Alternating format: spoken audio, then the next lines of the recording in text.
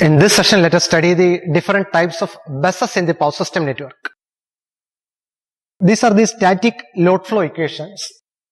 We have n bus system. This is the active power injected at the ith bus. This is the net reactive power injected at the ith bus. What are the variables in this static load flow equations? The active power at the ith bus, reactive power at the ith bus, the magnitude of bus voltage at the ith bus, the angle of the bus voltage del I at the ith bus. We have n number of equations here. Here also we have n number of equations. So together we have 2n number of equations. And there are 4n number of variables. Now we have n number of buses. So at each bus we have 2 equations and 2 variables. Sorry, 4 variables. For the n number of buses, we have 2n equations and 4n variables. So at each bus we have 2 equations and 4 variables. Now we consider 2 simple linear equations. 2x plus y equals 1 minus x plus 3y equals 5. Now anybody can solve these 2 equations because we have 2 equations and 2 variables. The number of variables is same as the number of equations. That's why it is very easy to solve these 2 expressions, these 2 equations. But in our case, we have 4 variables but only 2 equations are given. Now in order to solve these equations, 2 variables must be specified at each bus. From the knowledge of the power system, we will be able to specify 2 variables at each bus. Depending on the variables specified at each bus, we classify the power system buses into 3 types. What are the variables we have? V, delta, P and Q. The buses are the slack bus. This is also called the swing bus or the reference bus. The second one is PV bus or a generator bus. This is also called voltage controlled bus. And the third type is PQ bus. This is also called the load bus.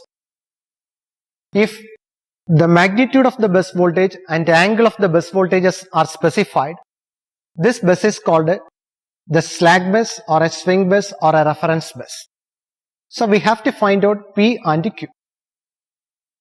Now if P and V are specified, we call it PV bus or a generator bus or a voltage controlled bus. So here we have to find out the remaining variables delta and Q. Now if P and Q are specified, we call it PQ bus or a load bus. So we have to find out V and delta, the remaining 2 variables. Now we'll see why this is called a slack bus or a swing bus or a reference bus, or what is the purpose of this slack bus, and what is the PV bus, what is PQ bus. Usually when we solve the load flow problems, one bus will be taken as the reference bus or a slack bus. So in the entire power system network, we have only one reference bus. The reference bus or the swing bus or the slack bus. Usually one of the generator buses will be taken as the slack bus or a reference bus. The reference bus voltage may be some 1.03 angle 0. Usually its angle is taken as 0 degree. This is taken as the reference angle. So other bus voltages will be specified with respect to this bus voltage angle. For example, the 5th bus voltage may be some 1.04 angle plus 2 degrees. So this bus voltage leads the reference bus by 2 degrees. Another bus voltage may be some 0.9 angle minus 1.5 degrees. So this bus voltage lags the reference bus voltage by 1.5 degrees. So the other bus voltages move back and forth, or they swing with respect to the reference bus voltage angle. That's why we call it a swing bus. Now we'll see why this is called a slack bus. Now when you consider the power system, there is a complex power demand. Usually the sum of the complex power demands will be same as the complex power generation. In the ideal case, suppose the demand is some 50 megawatt. So the generation should be equal to 50 megawatt. Now if you consider the losses in the network, the demand plus the complex power loss should be equal to the complex power generation. Actually, this SG represents the total generation in the power system network except the slack power, except the power generated by the slack bus. When you solve the load flow equations, usually we find this P and Q at the slack bus only at the end of all the iterations. Only after we calculate all other parameters, at the end of all other parameters, only after calculating all other parameters in the other buses, we calculate P and Q at the slack bus. Now here the demand is 50. Suppose the loss is some 0.5 megawatt. Now the generation in the other buses is 50 megawatt except the slack bus. So some generator should be there to contribute these losses.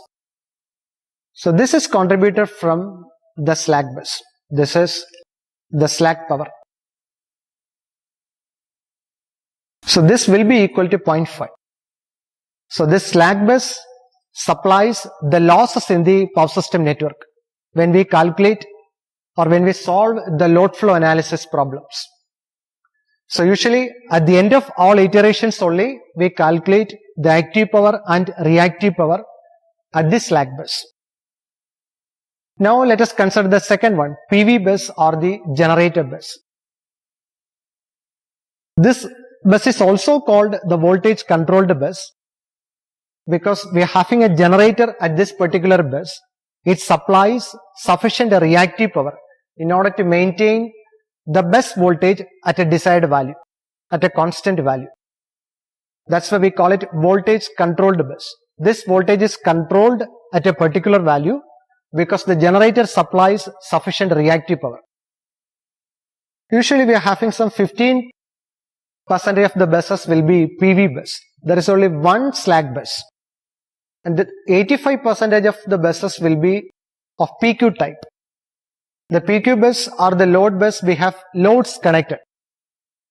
85% is load bus. Only 15% is generator bus because the number of generators in our power system network will be very limited. So these are the different types of buses in the power system network.